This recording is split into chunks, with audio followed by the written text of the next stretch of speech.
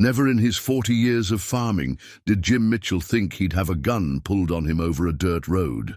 But there he stood, staring down the barrel of a pink-handled 9mm held by a shaking woman in designer yoga pants and a Live Laugh Love t-shirt. All because he dared to put up a gate on his own farm road. This isn't just another story about entitled suburbanites versus simple farmers. This is about how an HOA president with a $3 million mansion learned the hard way that real power doesn't. Income from Facebook groups and charity galas. When she tried to claim a century-old farm road as her personal shortcut, she didn't realize she was picking a fight with someone who'd spent 4 decades defending his family's legacy from far more dangerous threats than an angry Karen with a designer purse. What follows is the story of how one entitled woman's 911 call unleashed a 6-month legal battle that would expose decades of property fraud, unite an entire farming community, and remind everyone why you don't mess with 5th-generation farmers who know every inch of their land and every letter of the law. Before we jump back in, tell us where you're tuning in from. And if this story touches you, make sure you're subscribed, because tomorrow I've saved something extra special for you. If you'd told Jim Mitchell 5 years ago that his biggest battle wouldn't be against drought, corporate farms, or plummeting crop prices, but against a woman who filmed farmhouse lifestyle videos for Instagram, he'd have laughed you off his property. The Mitchell family farm had survived the Great Depression, 2 Dust Bowls, and countless attempts by developers to buy them out. They didn't just work this land, they lived it, breathed it, protected it. The farm road that started all this trouble wasn't much to look at. Just a winding dirt path carved out by Jim's great-grandfather in 1892, connecting their main fields to the county road. Nothing special to most folks, but that path had seen 5 generations of Mitchell's drive tractors, haul harvests, and move cattle across their 400 acres. Every rut and bend had a story. Every patch of gravel had been laid by Mitchell hands. For over a century, it worked the way things were supposed to work in farming communities. Neighboring farmers knew the rules. You could use the road in emergencies, but you asked first, closed any gates behind you, and respected the fact that this was private property, not a public thoroughfare. Simple courtesy, passed down through generations. Then Paradise Valley Estates happened. The development broke ground 3 years ago on what used to be the Johnson family hayfield. Old Man Johnson held out longer than most, but cancer bills have a way of making even the most stubborn farmer sell. Within months, 5,000-square-foot monstrosities started sprouting up where corn used to grow. The sales brochures promised authentic rural charm with modern amenities. The Mitchells called it the beginning of the end. The first wave of complaints started that spring. The new residents didn't appreciate the smell of fresh manure fertilizer. They filed noise complaints about combines running at dawn during harvest season. One woman even called the sheriff because Jim's cattle were staring creepily at her while she did yoga on her back deck. But the Mitchells could handle complaints. What they couldn't handle was what happened when the Paradise Valley Facebook group discovered their farm road. See, that old dirt path shaved about 2 miles off the drive to the highway. For farmers moving slow equipment, those 2 miles never mattered much.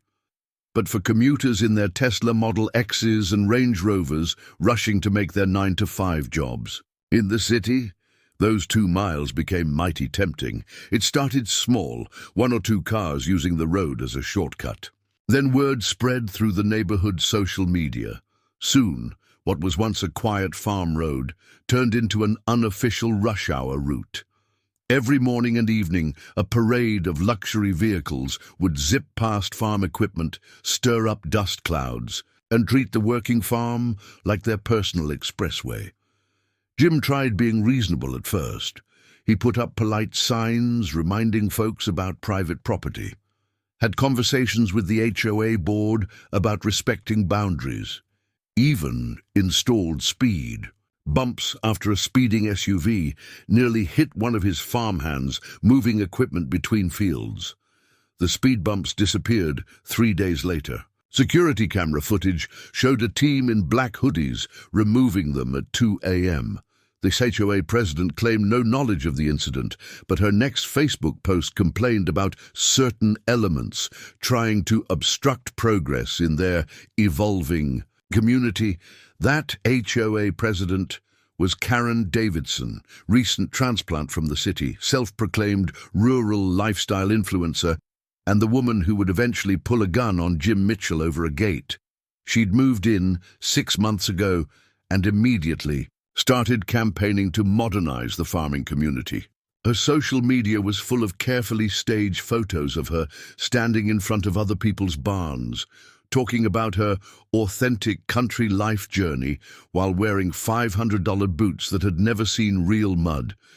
But the breaking point came on a Tuesday morning in early spring.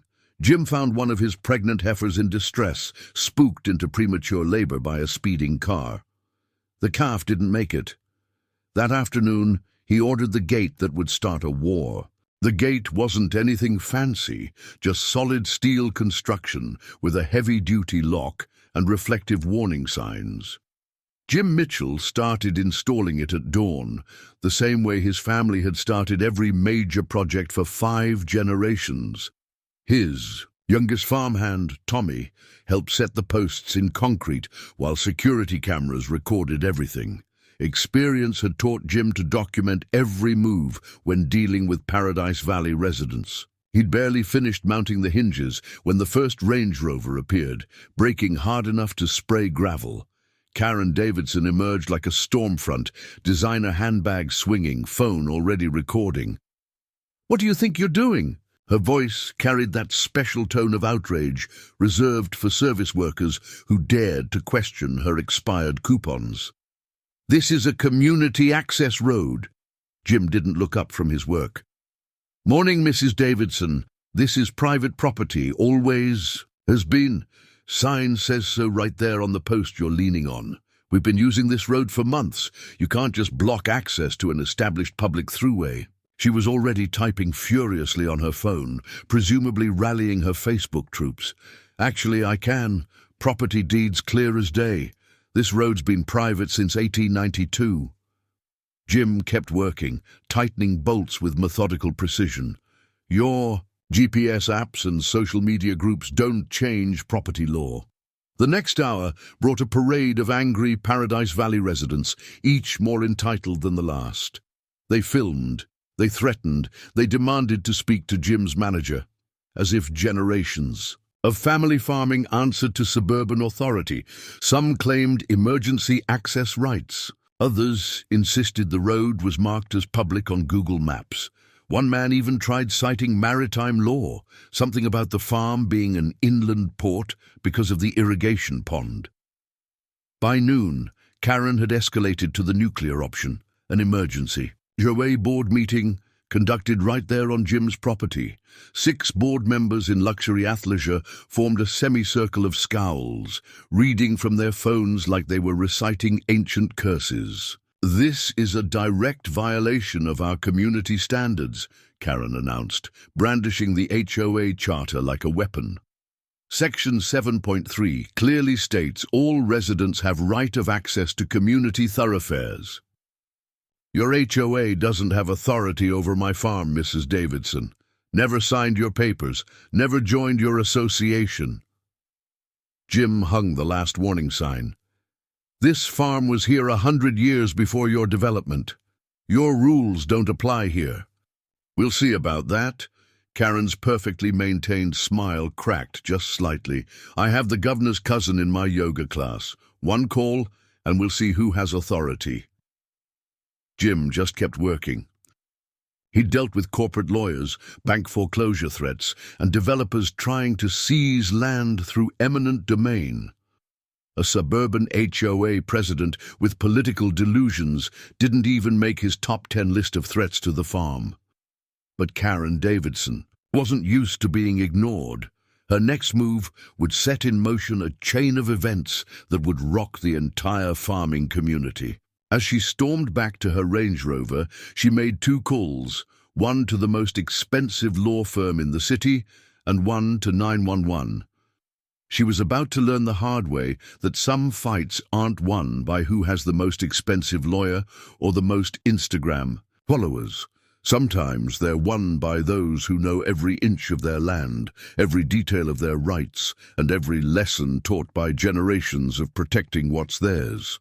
The county sheriff's deputy who responded to Karen's 911 call was Pete Henderson, a man who'd grown up drinking Mitchell farm milk and whose father still bought hay from Jim every winter. He rolled up with his lights off, took one look at the situation, and had to bite his cheek to keep from laughing.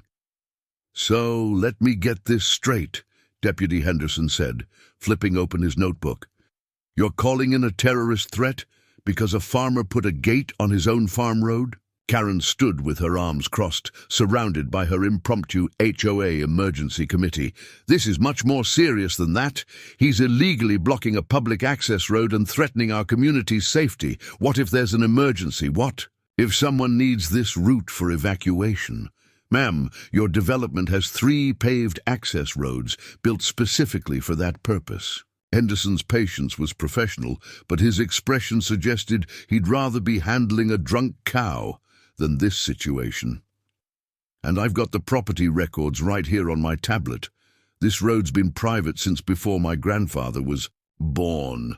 "Well, your records are wrong." Karen thrust her phone at the deputy. "Look at Google Maps. It clearly shows this as a through road, and we have dozens of residents who can testify to using it regularly."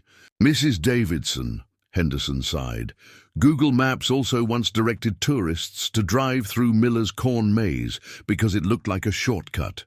Digital maps don't override property deeds." The confrontation might have ended there if Karen's lawyer hadn't chosen that moment to arrive. Bernard Whitmore III stepped out of his Mercedes like a general surveying a battlefield, his $2,000 suit somehow remaining pristine despite the farm dust. "Deputy," he announced, managing to make the title sound like an insult. "My client has serious concerns about Mr. Mitchell's aggressive actions and their impact on the community's property values." Jim, who'd been quietly continuing his work on the gate, finally spoke up. "Seems to me the only aggressive action is trespassing on private property and harassing a farmer for securing his land. This road has been in continuous public use," Whitmore declared, pulling out a tablet. Under adverse possession laws," Jim interrupted. "Any use of this road has been permissive, not adverse. Got signed statements from every neighbor acknowledging it's private property going back 50 years. Plus security camera footage of your clients removing my posted signs and speed bumps. That's destruction of private property, by the way." The lawyer's confident expression flickered.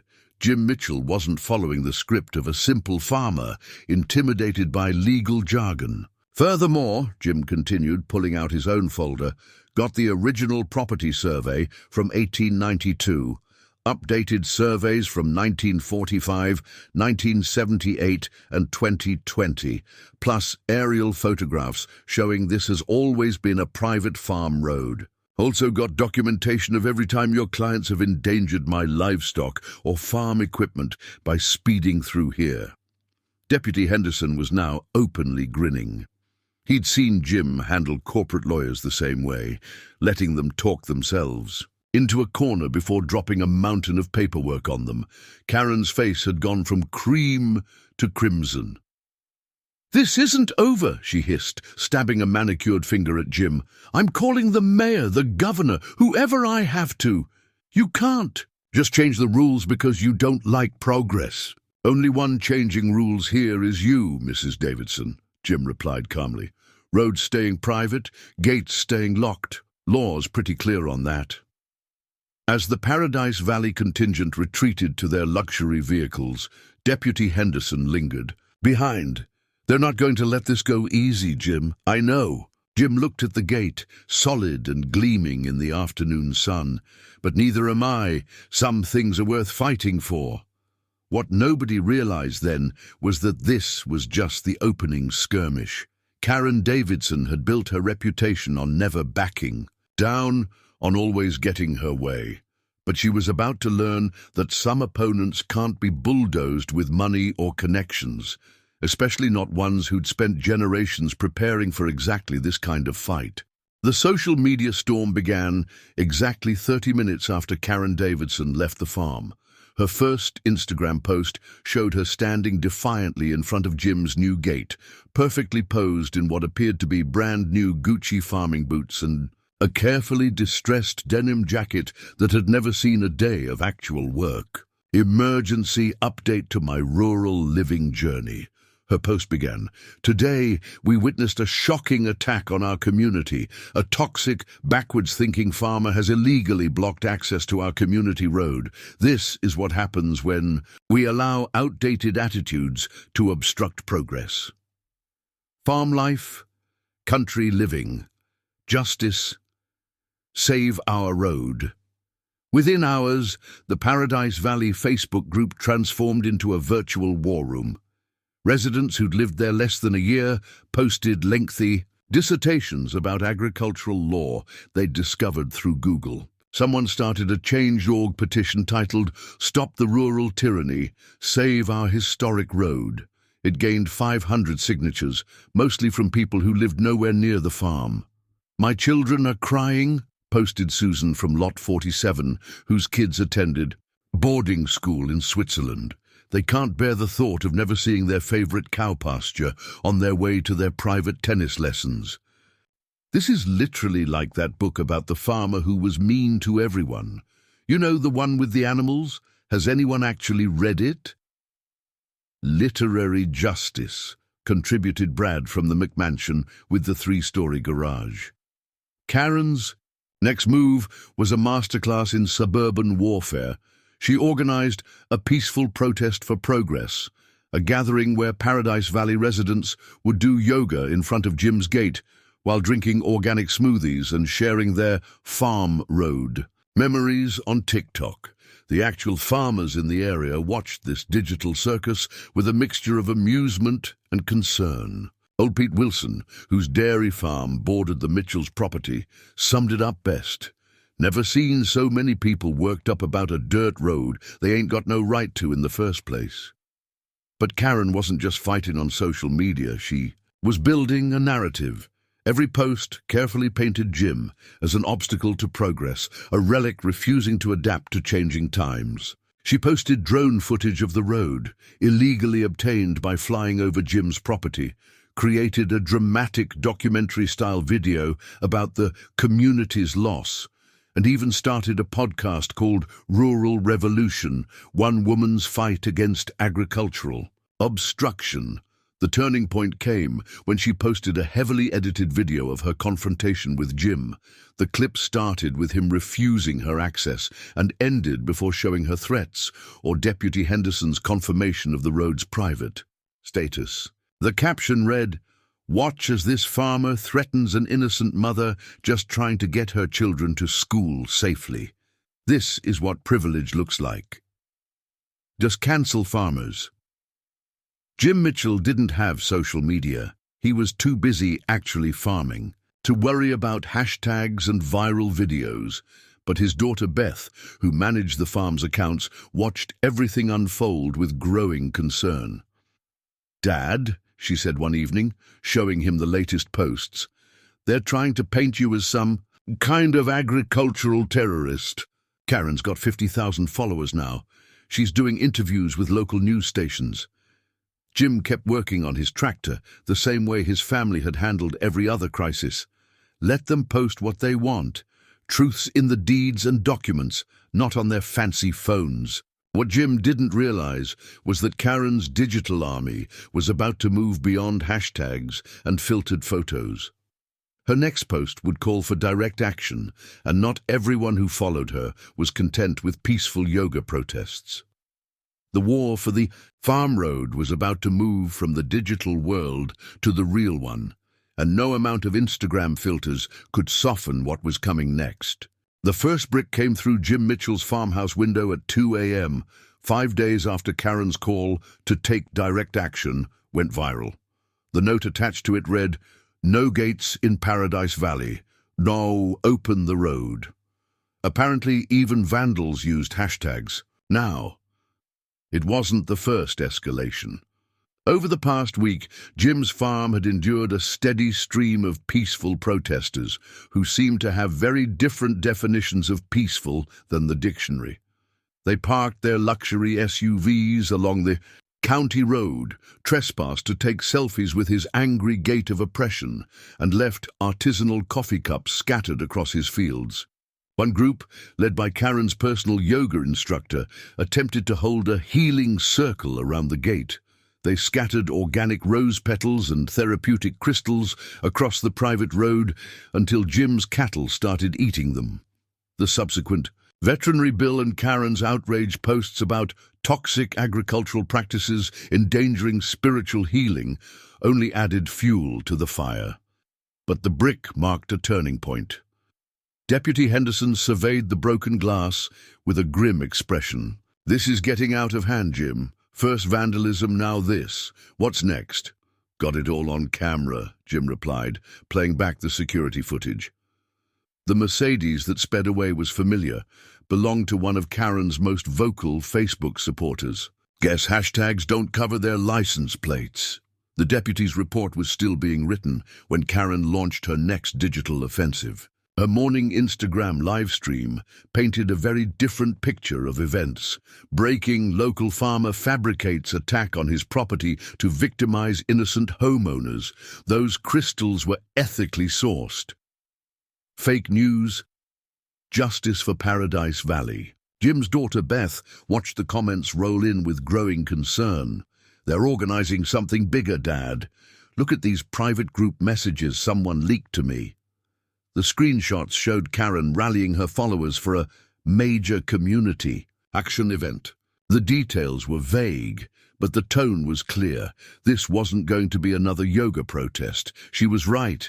The next morning, Jim found his gate blocked by 3 Range Rovers parked in a triangle formation. Karen stood at their center, recording everything on her phone while wearing what appeared to be a tactical vest from Lululemon. Behind her, a dozen Paradise Valley residents formed a human chain, their designer athleisure wear creating a pastel barrier across the farm road. "We're not moving until this gate comes down," Karen declared to her live audience. "This is our valley's standing rock, our Woodstock, our Coachella." Her followers nodded solemnly, though several were clearly Googling what Standing Rock was. Jim surveyed the scene with the calm of someone who'd weathered far worse storms. "Folks, you're blocking access to active farming equipment. That's not just trespassing. It's creating a hazard. The only hazard here is to progress." Karen's voice rose to its most dramatic pitch. "Paradise Valley doesn't need your outdated boundaries. Real estate values are at stake." What happened next would be uploaded to 17 different social media platforms, each with its own filter and carefully curated narrative. None of them would show the full truth of how a simple property dispute was about to turn into something far more dangerous. Because Karen Davidson had made one crucial mistake in her calculations. She'd assumed that her social media following, HOA authority, and connections in the yoga community made her the most powerful person in this conflict. She was about to learn that in the real world, away from the screens and hashtags, different rules applied. Rules that had been protecting this farm since before the internet existed. Rules that Jim Mitchell had spent his entire life learning to defend. The major community action event entered its 3rd hour as the morning sun beat down on Paradise Valley's finest. Karen's human chain had dwindled from 12 protesters to 8. As it turned out, designer athleisure wasn't ideal for long-term standoffs. 2 had left for hot yoga classes, 1 had a spa appointment she couldn't miss, and another discovered that farming communities had more bugs than her authentic rural lifestyle Instagram feed had suggested. But Karen Davidson didn't become Paradise Valley's most influential HOA president by giving up easily.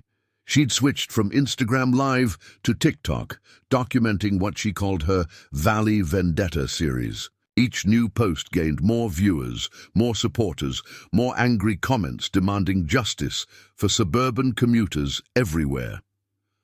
This is hour 3 of our peaceful resistance, she narrated to her phone, careful to maintain her perfect camera angle. We will not be moved. We will not be silenced. We will not let our property values be threatened by... The rumble of heavy machinery cut off her monologue. Jim Mitchell had emerged from his barn driving his largest tractor, pulling a manure spreader that had seen decades of faithful service.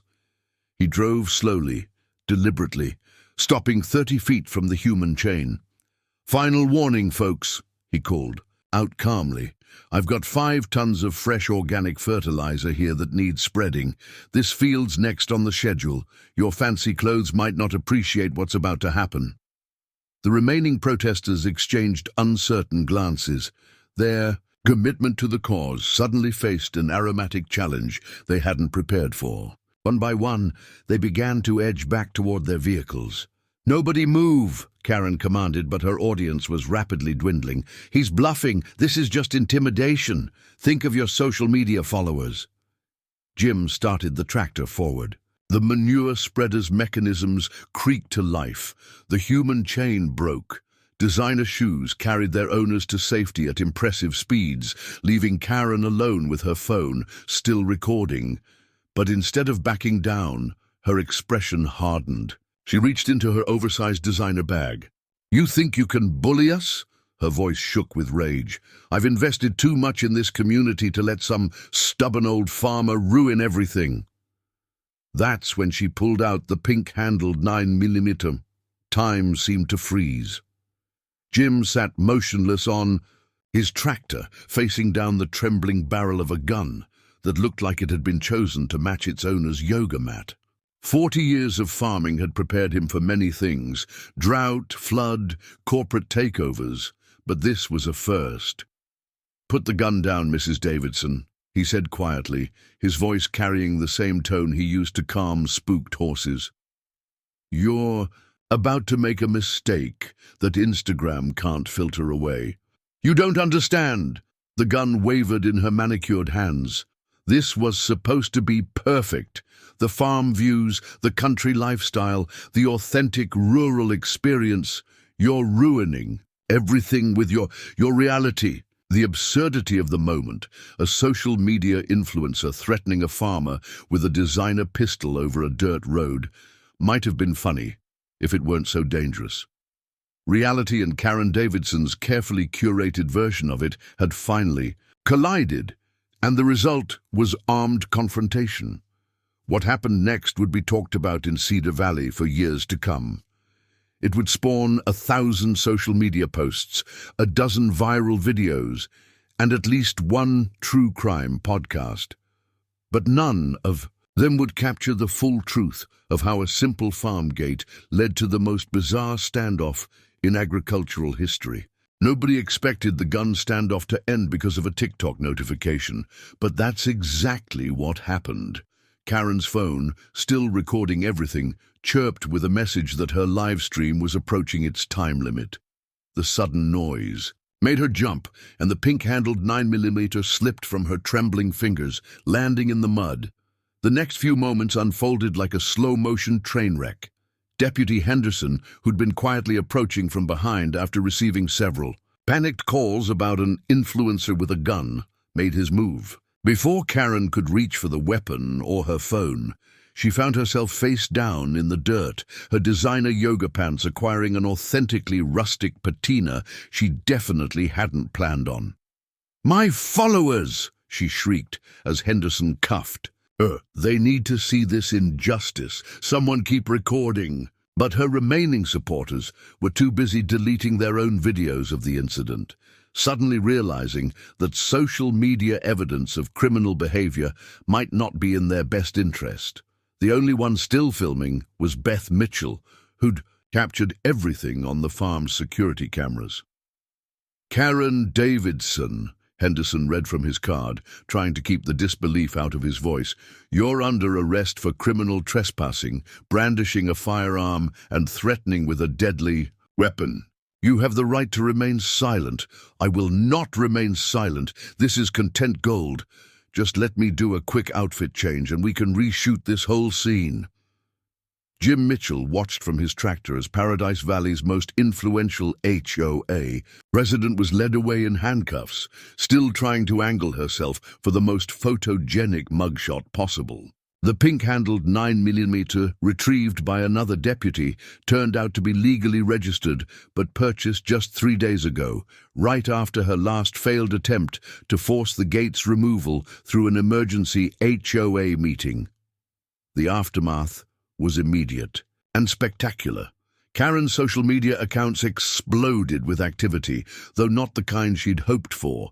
Her rural living journey quickly became a criminal justice journey as her followers watched her carefully curated image crumble in real time. In retrospect, her lawyer would later tell reporters, purchasing a firearm specifically to intimidate a farmer might have been an overcorrection to negative property value projections.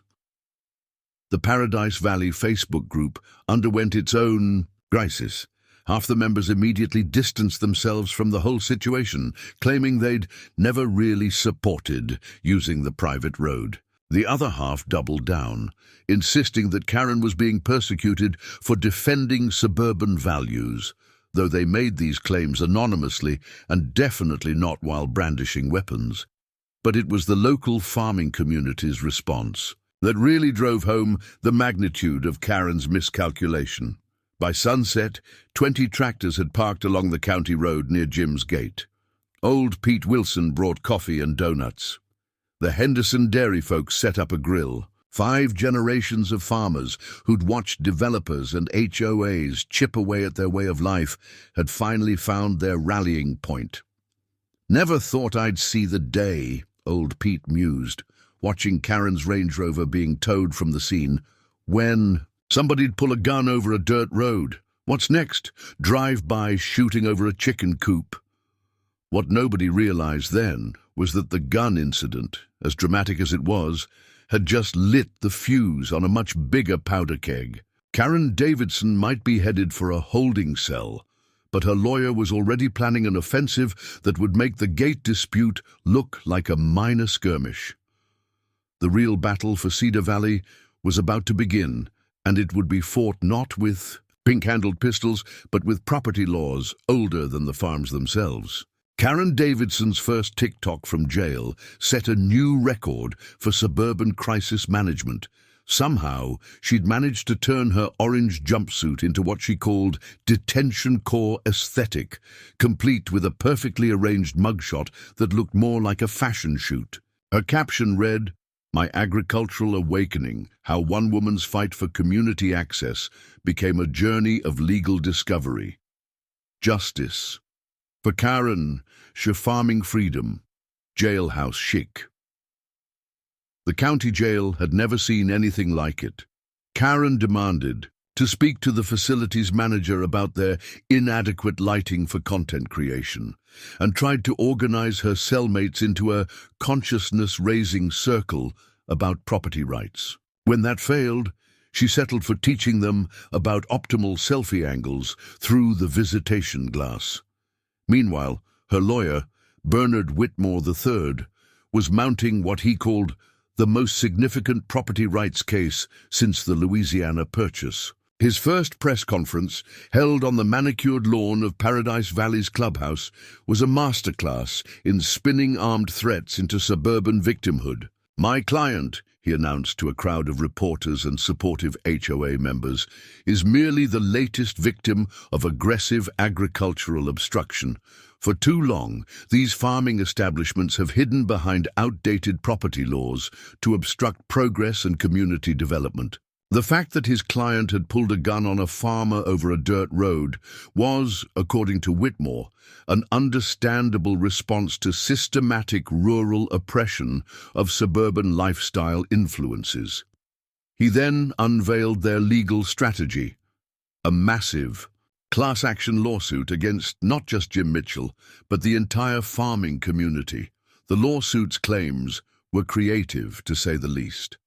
Karen and her supporters were suing for emotional distress caused by denied access to authentic rural experiences, decreased property values due to insufficient Instagram-worthy backdrop access, loss of social media engagement resulting from restricted content creation opportunities, cultural damages from obstruction of lifestyle influence development. Jim Mitchell's response came through his own lawyer, Sarah Chen, a farmer's daughter who'd put herself through law school by selling sweet corn. Her press conference consisted of 3 words: "We have deeds." She then went back to helping Jim fix his tractor. But Karen wasn't finished. From her cell, she launched what she called her Freedom from Farming campaign. Her followers began posting daily about the oppression of having to use paved roads like regular people. One Paradise Valley resident even attempted a hunger strike, though it ended quickly when she realized her green juice cleanse already counted as 1. The local farmers watched this digital circus with a mixture of amusement and concern. Old Pete Wilson summed it up best during the emergency community meeting at the feed store. "First time I've seen someone try to Instagram their way out of an armed assault charge. Yet beneath the absurdity lay a serious threat. Karen's lawsuit, ridiculous as it seemed, had attracted attention from major real estate developers. They saw an opportunity to challenge long-standing agricultural property rights that had been protecting family farms from development. What had started as a dispute over a dirt road was evolving into a battle for the very future of farming in Cedar Valley. As Jim Mitchell reviewed the lawsuit documents in his kitchen that evening, Beth pointed out an interesting detail in Karen's latest jail TikTok. In the background of her conscious contemplation video, a familiar face was visible: the CEO of Sunrise Development Corp., the same company that had been trying to buy up local farmland for years. The pink-handled 9mm might have been Karen's weapon of choice, but the real threat wasn't coming from her designer pistol. It was coming from the corporate vultures who'd been waiting for exactly this kind of opportunity to tear apart the farming community's defenses. The Cedar Valley Farmers Co-op hadn't held an emergency meeting since the drought of '83, but on a Tuesday evening, 2 days after Karen's corporate connections came to light, every farmer within 50 miles packed into Old Pete's barn. The scene would have given Karen Davidson's Instagram followers a conniption. Real farmers, in real work clothes, with real dirt under their fingernails, sitting on hay bales and discussing property law. "Let me get this straight," Old Pete Wilson said, squinting at the lawsuit printout.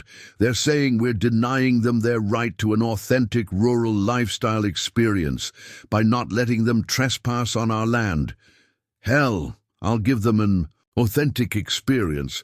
Got 3 tons of manure needs spreading." Jim Mitchell stood at the front, next to Sarah Chen, their lawyer. The projector screen behind them showed Karen's latest TikTok, where she'd somehow choreographed her cellmates into a dance routine about property rights. More concerning was the screenshot of her visitor log: 3 meetings with Sunrise Development executives in the past week. "This isn't just about a gate anymore," Sarah explained, pointing to highlighted sections of legal documents. "Sunrise Development is using Karen's lawsuit as a test case. If they can prove that private farm roads with any history of public use create an implied easement, they can force access across all our properties. It's a developer's dream. Ready-made roads for future subdivisions." The farmers understood immediately. They'd all dealt with developers trying to chip away at their land, offering once-in-a-lifetime opportunities that would turn centuries-old farms into cookie-cutter housing developments. "They picked the wrong community to mess with," Mary Henderson declared. At 78, she'd been farming longer than most of Paradise Valley's residents had been alive. "My grandmother shot at cattle rustlers from our front porch. I'm not about to let some social media princess and her corporate friends steal our land with hashtags." The resistance plan came together with the kind of efficiency you only find in farming communities. Each family had something to contribute. The Wilsons had aerial photographs going back to the 1940s, showing the private nature of farm roads. The Hendersons had journals from 3 generations, documenting every handshake agreement about road use. The Rodriguez family, who'd farmed the valley's south end since 1910, had original property maps. Even young Tommy Chen, Sarah's nephew, contributed by setting up a digital archive of historical documents. But the real surprise came from Mabel Johnson, Old Man Johnson's widow. She arrived late, carrying a dusty box that made Sarah Chen's eyes light up. "Found these in Harold's study," she announced. "He never did trust those Sunrise Development folks, had me promise to keep these safe." Inside were original deeds, surveys, and most importantly, documentation of Sunrise's previous attempts to pressure farmers into selling, complete with evidence of questionable tactics. Meanwhile, Karen's social media campaign was backfiring spectacularly. Her attempt to portray herself as a prisoner of agricultural persecution hit a snag when her cellmates started their own TikTok channel, revealing that her detention core aesthetic photos were taken in the visitor's room because she refused to show her actual cell. Their video titled "Real Prison vs. HOA President Stories" went viral for all the wrong reasons. As the farmers left the meeting, their strategy was clear. Sunrise Development thought they were dealing with simple country, folks who'd be overwhelmed by corporate lawyers and social media pressure. They were about to learn that farming communities had something more powerful than legal teams or Instagram followers. They had roots that ran deeper than any developer's pockets. "You know what's funny?" Old Pete mused as they walked out. "Karen and her developer friends think this is about a road. They don't understand they're fighting the whole dang valley." Jim Mitchell looked out over the fields his great-grandfather had planted. "Some folks never learn. You can't buy community, and you sure can't bully it away with lawyers." The real battle for Cedar Valley was about to begin, and it would be fought with weapons Karen Davidson had never considered: unity, history, and the kind of determination that only comes from generations of working the land. The first shot in the legal war for Cedar Valley was fired in a mahogany-paneled courtroom that probably cost more than most farmers' annual crop yields. Sunrise Development arrived with 6 lawyers, each carrying leather briefcases that had never seen dirt. Karen Davidson, recently released on bail, sat behind them in what she called her cottagecore courtroom collection. Apparently, Laura Ashley had designed prison reformware. The farming community filled their side of the courtroom with weathered faces and calloused hands. Sarah Chen stood alone at their table, her only briefcase a beaten-up leather satchel her father had used to carry seed catalogs. The contrast couldn't have been more perfect for Karen's Instagram story, which she was somehow still updating despite court rules. "Your Honor," Sunrise's lead attorney began, "we're dealing with a systematic campaign of agricultural obstruction against suburban development. These farmers are deliberately maintaining private roads to prevent the natural evolution of rural communities into more profitable ventures." Sarah Chen's response was to quietly place a single photograph on the evidence projector. It showed Karen Davidson's pink-handled 9mm lying in the mud next to her dropped phone, still recording her live stream. "Your Honor, I'd like to discuss how this natural evolution apparently involves armed threats against fifth-generation farmers." Karen's fresh jail tan suddenly went pale. Her latest TikTok had conveniently edited out the gun incident, replacing it with a dramatic reenactment involving a peace lily instead of a pistol. But Sunrise Development hadn't bet millions on Karen's social media skills. Their real strategy emerged as they called their first expert witness, Dr. Herbert Collins, a rural development specialist who'd apparently never been on an actual farm. "These private agricultural roads," he testified, adjusting his bow tie, "represent an outdated model of land use that impedes modern community integration. Studies show that unrestricted access to authentic rural aesthetics increases property values by up to 47%. Sarah Chen's cross-examination was surgical. "Dr. Collins, could you explain the methodology behind these studies?" "Well, certainly. We conducted extensive surveys of luxury development residents about their desired proximity to picturesque agricultural activities. Did these surveys include any actual farmers? That wouldn't be relevant to our target demographics' aspirational lifestyle metrics. The courtroom erupted in muffled laughter. Even the judge had to pretend to check his papers to hide a smile. But Sunrise's next move wiped away any humor. They presented satellite images showing farm vehicles using each other's private roads over the years. Clear evidence of established public use, their lawyer declared triumphantly. That's when old Pete Wilson shuffled to the witness stand. He looked out of place in the fancy courtroom, his work boots leaving traces of honest dirt on the polished law. He carried a pile of weathered notebooks. Been keeping farm logs since 1963, he testified, opening the first book. Every time we used a neighbor's road, we asked permission. Got the dates right here, along with what we traded for the privilege. Mitchell family let me use their road during the flood of '82. I gave them 2 pigs and helped rebuild their fence. That's how it's always worked out here. One by one, farmers took the stand, each producing similar records. Generations of documented permissions, trades, and mutual aid. Sarah Chen systematically demolished the idea of public access, showing how the farming community's careful record-keeping had protected their rights for over a century. But the real bombshell came when she called her surprise witness, Harold Johnson's widow, Mabel. The frail-looking woman's appearance caused Karen to whisper frantically to her lawyers. She knew what was coming. As Mabel Johnson began to testify about Sunrise Development's aggressive tactics in forcing her husband to sell their farm, Karen's carefully curated courtroom content took a decisive turn. Sometimes, reality makes the best social media, even when it's not the story you wanted to tell. Mabel Johnson looked exactly like what Sunrise Development's lawyers expected, a sweet old farm widow in a floral dress that had seen better days. What they didn't expect was the steel in her voice and the stack of documents she'd brought with her. Karen Davidson had stopped posting to social media, suddenly very interested in studying her designer shoes.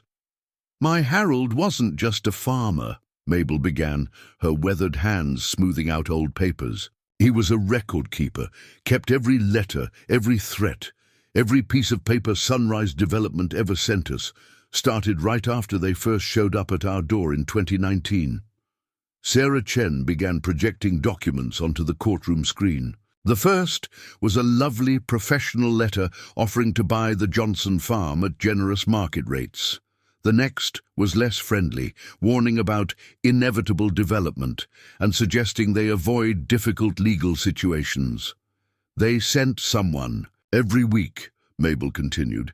Each time the offers got bigger and the threats got darker. When Harold's cancer came back, they started showing up at his chemotherapy appointments. Said it would be a shame if we had to spend his final days in courtrooms. Karen's perfect Instagram pout had transformed into genuine shock.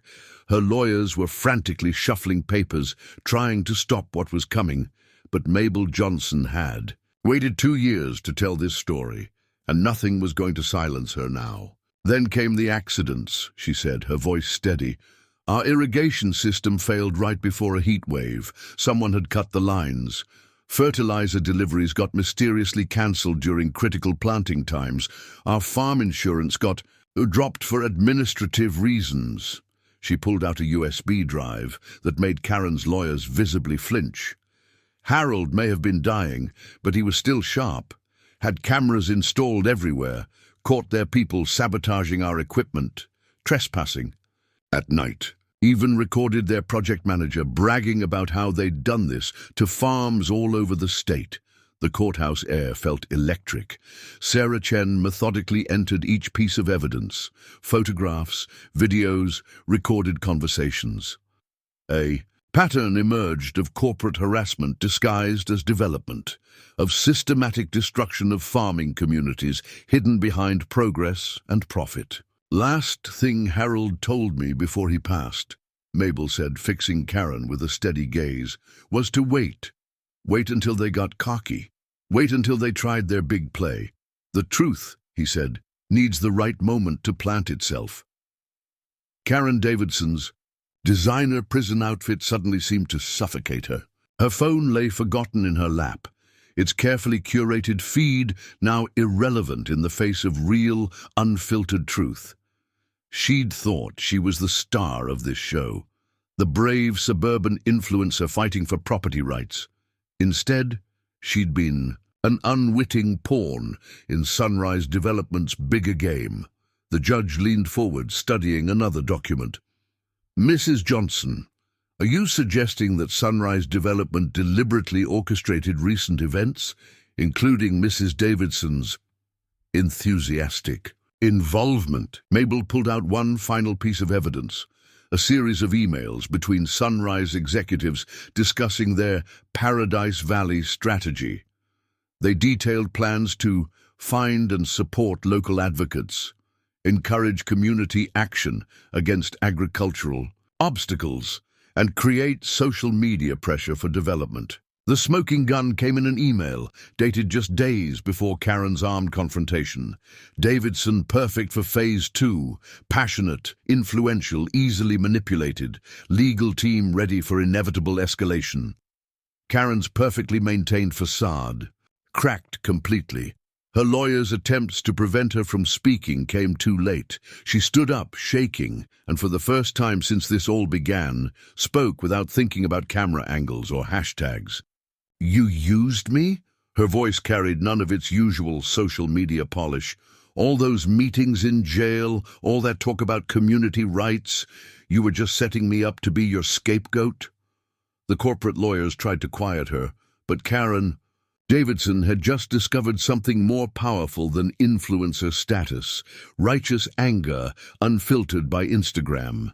The video that broke Paradise Valley's social media wasn't filmed with perfect lighting or carefully chosen filters. It wasn't even posted from Karen Davidson's official account. Instead, raw footage from the courthouse security cameras went viral.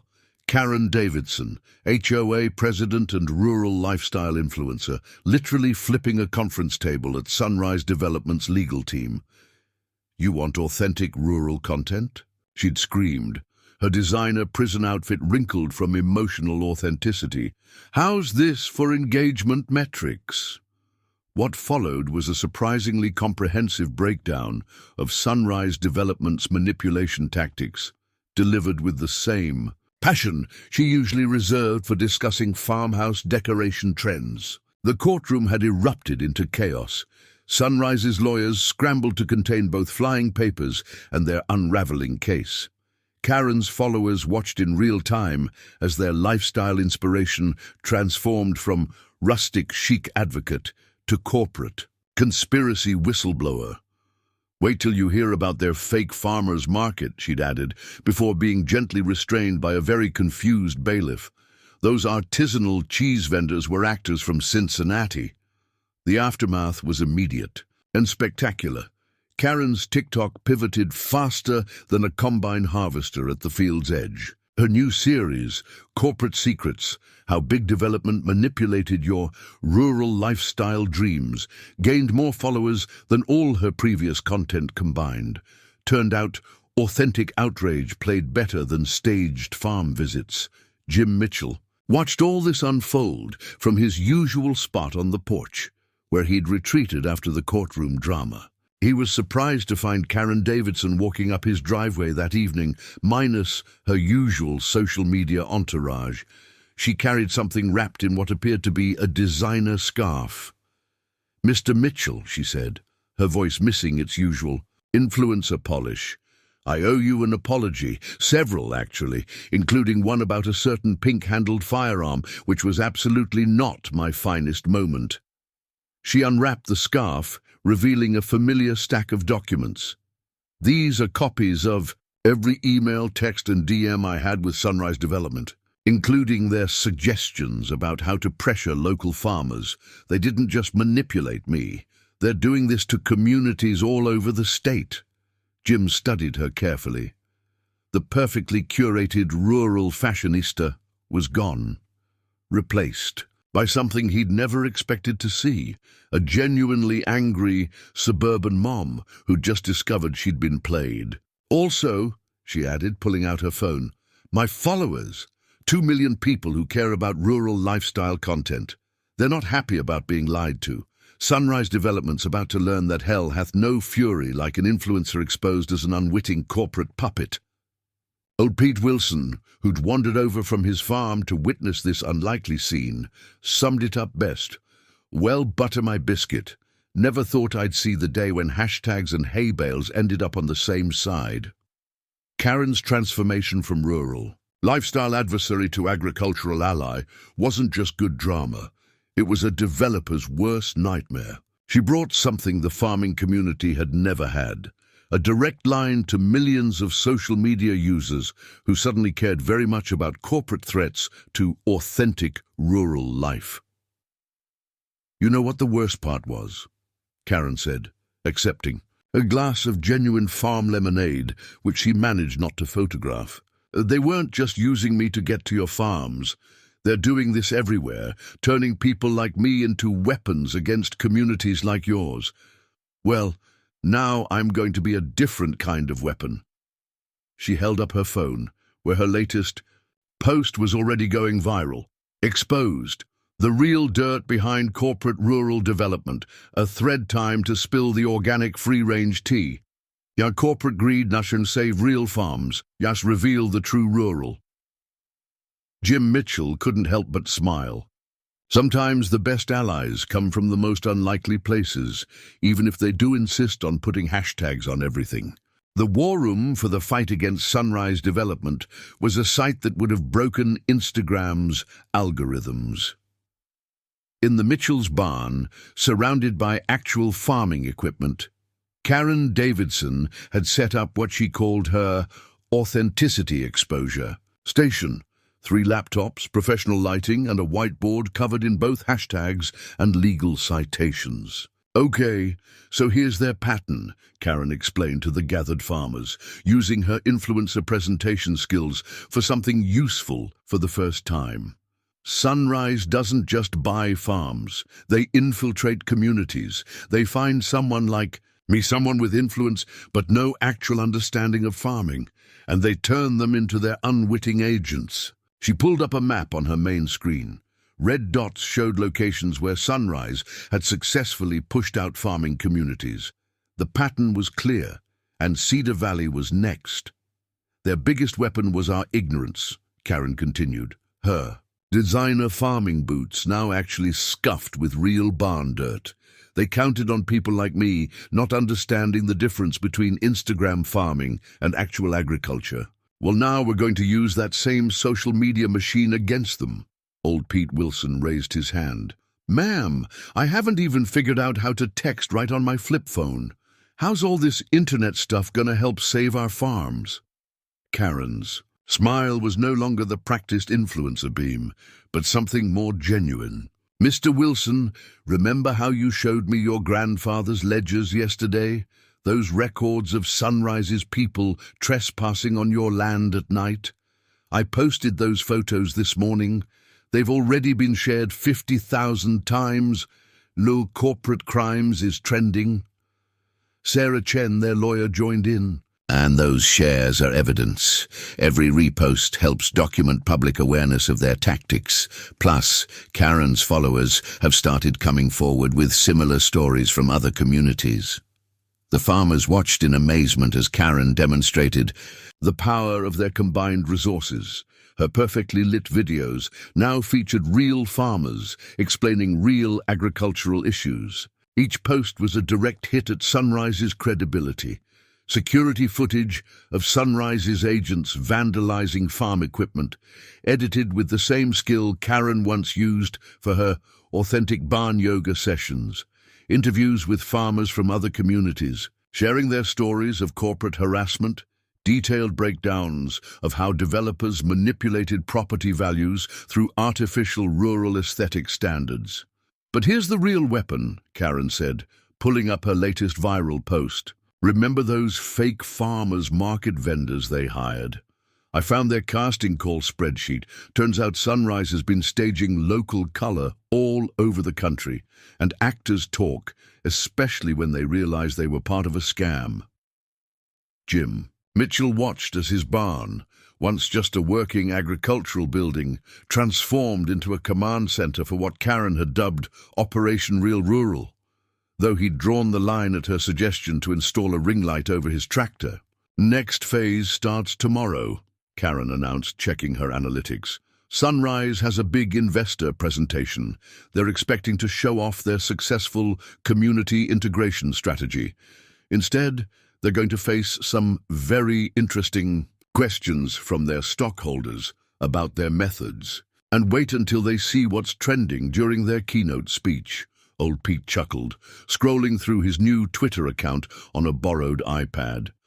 Never thought I'd say this, but these hashtag things are handier than a pipe wrench in a pinch. The unlikely alliance between social media savvy and agricultural wisdom was about to teach Sunrise Development a harsh lesson.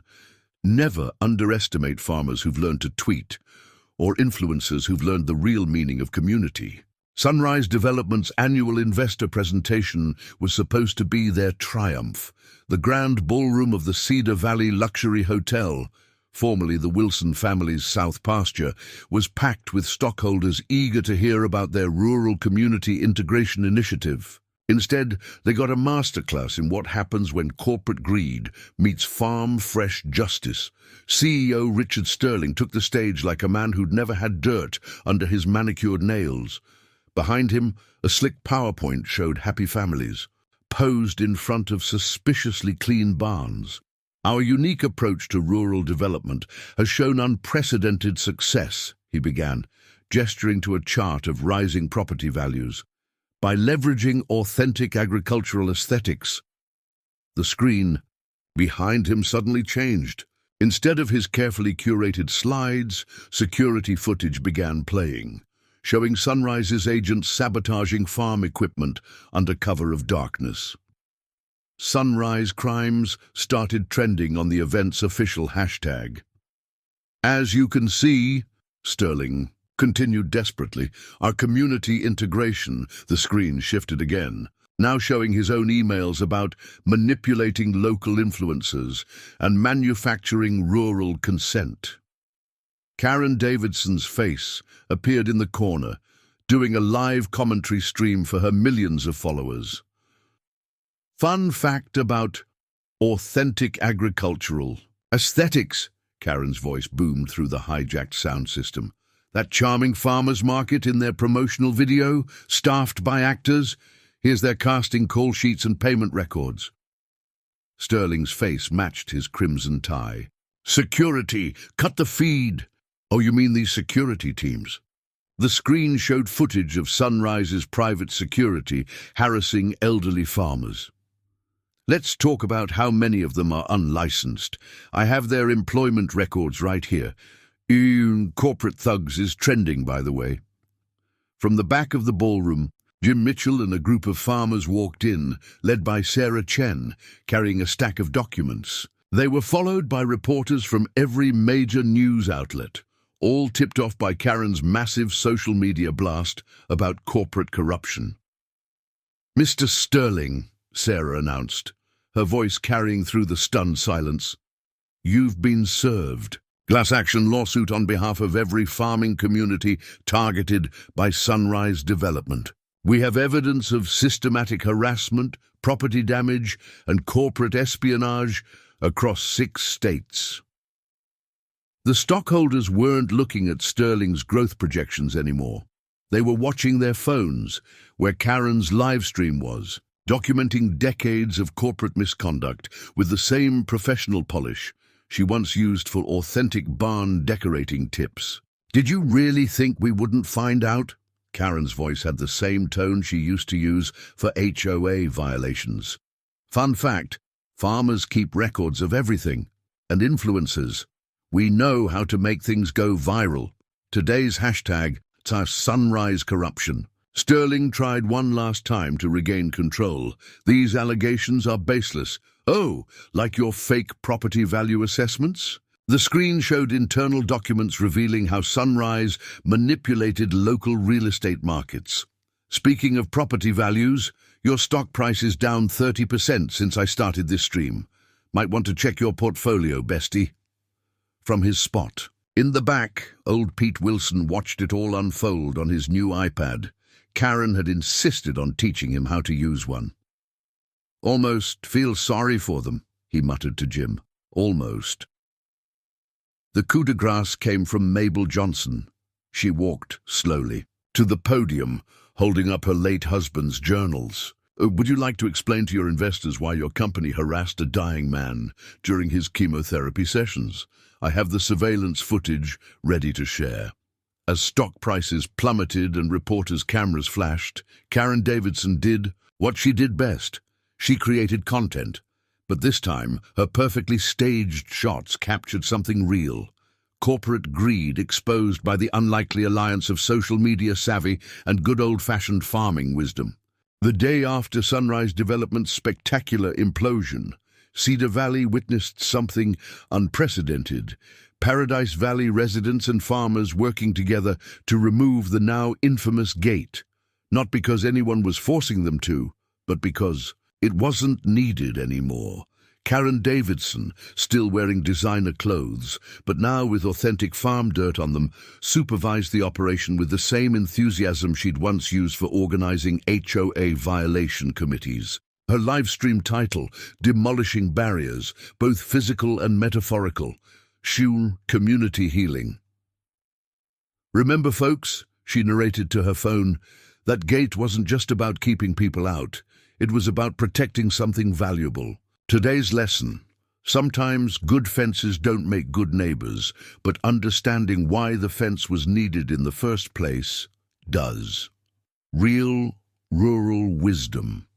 The fallout from the investor presentation was still spreading like manure in springtime. Sunrise. Development stock had plummeted to manure-level depths. Their CEO had resigned to spend more time with his family, though rumor had it his family wanted nothing to do with him either. Federal investigators were combing through evidence provided by Karen's followers from across the country, uncovering similar schemes in dozens of farming communities. You know what the real irony is? Jim Mitchell said, watching Paradise Valley residents help old Pete Wilson repair his fence, the same one Sunrise's agents had damaged months ago. They wanted to sell people a fake version of farm life, ended up teaching them what real farming communities are all about instead. The changes in Paradise Valley were more than cosmetic. The HOA had undergone a complete reformation, with Karen leading the charge to create new bylaws that respected agricultural neighbors. Her latest viral post series, Living Actually Rural, a reformed influencer's guide to not being terrible, was surprisingly insightful. Did you see their latest HOA meeting? Old Pete chuckled, scrolling through his iPad. He'd gotten surprisingly good at social media for someone who still owned a flip phone. They're planning a real farmers market, with actual farmers, though Karen's still insisting on proper lighting and camera angles. The Paradise Valley Facebook group had transformed too. Instead of complaints about farm smells and tractor noise, residents were sharing tips about supporting local agriculture. One post about proper etiquette around farm equipment had gone viral, though Karen had insisted on adding filters to the instructional photos.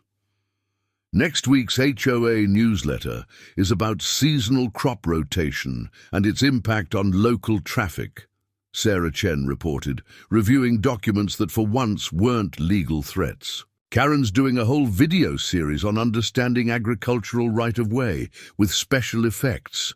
But the real change was evident in the small things. Paradise Valley residents now waved at passing tractors instead of filing complaints about them. Local kids were signing up for 4-H clubs. Someone had even started a farm equipment appreciation Instagram account, though the filters made Jim's old tractor look decidedly more glamorous than it was.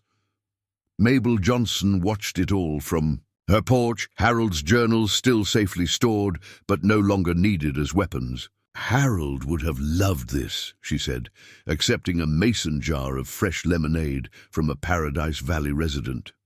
Well, maybe not all the hashtags, but the community part? That's what he always wanted. The gate that had started it all was coming down piece by piece, each part carefully documented for Karen's followers. But something stronger was being built in its place, an understanding that real community doesn't come from property values or social media metrics, but from people learning to appreciate each other's ways of life, even if some of those people still insisted on filming everything in portrait mode. 1 year after the pink-handled 9mm incident, Cedar Valley hosted its first annual Farm and Community Festival. The event was, in Karen Davidson's words, a celebration of authentic rural life, no filters needed. Real farm life. Lesson learned. No guns this time.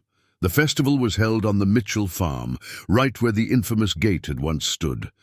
Karen, now serving as the bridge between farming and suburban communities, had orchestrated everything with her usual flair for presentation, though she'd finally accepted that real farm animals wouldn't pose for photos on command.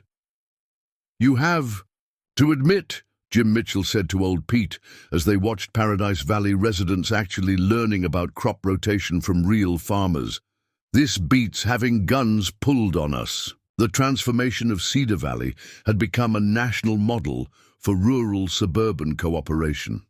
Karen's documentary series, How I Learned to Stop Worrying and Love Real Farm Life, had gone viral enough to attract attention from Netflix. Though she'd had to be talked out of suggesting that all the farmers wear color-coordinated overalls for filming.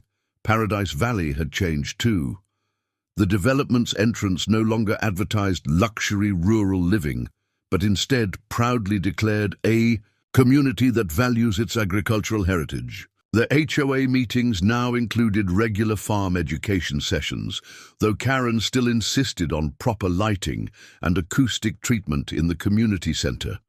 "Remember when I used to complain about the tractor noise?" Karen mused expertly, filming a time-lapse of actual farm work for her millions of followers.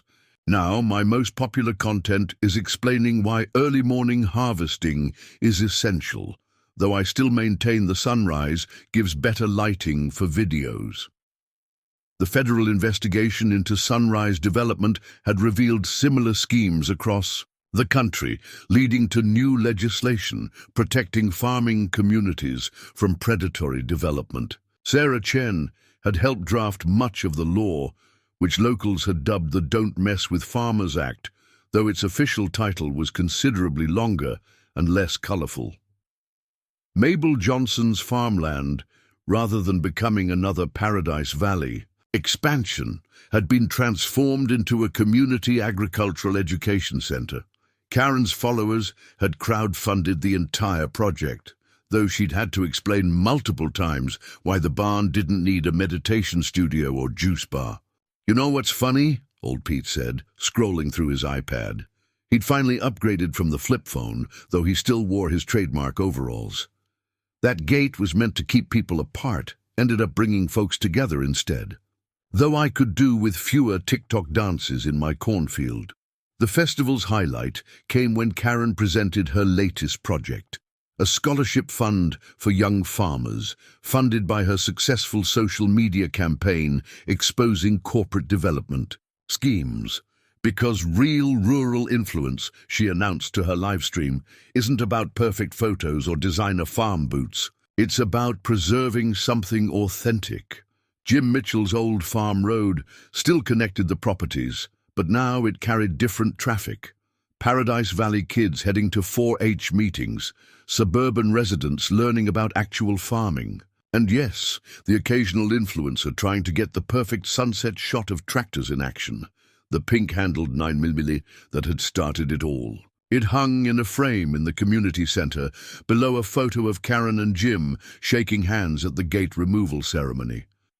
The plaque read, "Sometimes the worst intentions lead to the best outcomes." better together. As the festival wound down and the sun set over Cedar Valley, Karen filmed one last piece for her followers, but for once she didn't bother with filters or perfect angles. Real farming, she'd learned, needed no embellishment. "A year ago, I thought I knew what rural life was about," she told her audience. "I thought it could be packaged, filtered, and sold. Turns out real community isn't something you can buy with any amount of development dollars or social media influence. Sometimes it takes a pink gun, a stubborn farmer, and a whole lot of humility to learn what matters." She paused, then added with a grin, "Though good lighting still helps, old habits die hard. Real farm life. No filter. Well, maybe one filter. Not everyone in Paradise Valley embraced the new era of rural-suburban harmony as quickly as Karen. 2 weeks after the Sunrise Development exposure, a splinter group of HOA hardliners, led by fitness influencer Brad "Farm Fit" Thompson, tried to stage what they called a rural resistance revival, their first act of rebellion, attempting to start a authentic luxury farmers market in Brad's 7-car garage, complete with imported organic produce, repackaged to look local and farm-style vendors who'd never seen actual soil. Karen, now firmly in her role as agricultural authenticity watchdog, caught wind of it through her social media network. "Really, Brad?" She confronted him during his live-streamed morning workout routine, which somehow always coincided with local tractors passing by. "Selling California. Almonds in mason jars with fake Cedar Valley Farms labels. That's not just sad, it's literally fraud." Brad, caught mid-farmer's carry with designer dumbbells, tried to defend himself. "We're just giving people what they want, the aesthetic of farming without all the, farming." The confrontation went viral, especially when old Pete Wilson showed up with actual local produce and challenged Brad to a real farmer's carry with full hay bales instead of rubber-coated weights. The video of Brad struggling with actual farm work while Pete, at 78, carried bales one-handed became Cedar Valley's first organic meme. "You want authentic farm content?" Pete had asked the assembled crowd. "Watch this," he proceeded, to give a masterclass in real agricultural work, complete with actual dirt and genuine calluses. Karen, filming everything, added her newly learned agricultural insights. "Notice how actual farming doesn't need mood lighting or cucumber water stations," she narrated. "Though I still maintain a ring light would really make that tractor pop. Real farm work, no more fake farms. Pete for president." The incident marked a turning point in Paradise Valley's transformation. Even the most dedicated luxury rural lifestyle advocates couldn't argue with the authenticity gap between their curated version of farm life and the real thing. Especially when Pete's impromptu farming demonstration got more social media engagement than all of Brad's carefully staged ranch core workout videos combined.